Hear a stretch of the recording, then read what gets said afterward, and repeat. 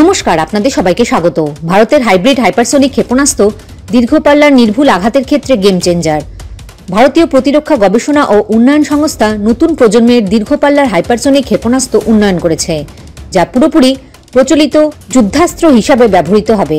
এই ক্ষেপণাস্ত্রের ঘোষিত পাল্লা 1500 কিলোমিটারের বেশি, যা তিব্বতের উচ্চভূমি ও এর বাইরেও চীনা বাহিনীকে লক্ষ্যবস্তু বানাতে সক্ষম। হাইপারসোনিক ক্ষেপণাস্ত্র শব্দের থেকে 5 গুণ দ্রুত গতিতে চলতে সক্ষম, ফলে এটি প্রতিরক্ষা ব্যবস্থাগুলিকে এড়িয়ে গিয়ে লক্ষ্যবস্তুতে আঘাত করতে পারে। LRSAM এর বিশেষত্ব হল এর সুনির্দিষ্টতা এবং দ্রুতগতিতে টার্গেটে পৌঁছানোর ক্ষমতা।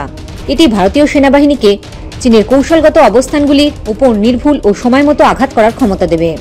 কলকাতা থেকে চীনের সাংহাইয়ের সরলরেখার দূরত্ব 3500 কিলোমিটার, অর্থাৎ চীনের পূর্ব উপকূলের অর্থনৈতিক কেন্দ্রগুলিতে আঘাত হানার জন্য ভারতে স্থলভিত্তিক ব্যালিস্টিক ক্ষেপণাস্ত্র বা ড্রোন ব্যবস্থার বিকল্প রয়েছে।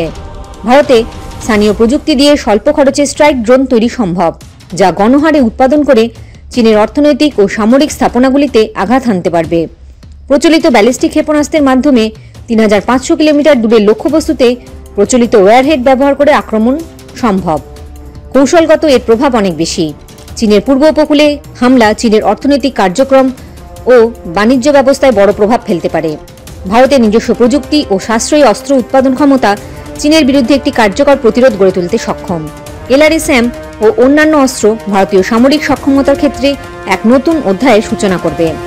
ভারতীয় হাইব্রিড হাইপারসোনিক ক্ষেপণাস্ত্রের উন্নয়ন এবং সাশ্রয়ী ড্রোন বা ব্যালিস্টিক ক্ষেপণাস্ত্র উৎপাদন উভয়ই চীনের বিরুদ্ধে কৌশলগত অবস্থানকে আরও মজবুত করবে। এদিকে তিব্বতের উচ্চভূমিতে চীনের সামরিক ঘাঁটিগুলিতে আঘাত হানার ক্ষমতা, অন্যদিকে সাংহাই সহ চীনের পূর্ব উপকূলের অর্থনৈতিক কেন্দ্রগুলিতে হামলা করার সক্ষমতা ভারতের আঞ্চলিক সামরিক প্রভাব বাড়াবে। জয় হিন্দ, জয় জওয়ান, জয় কিষাণ।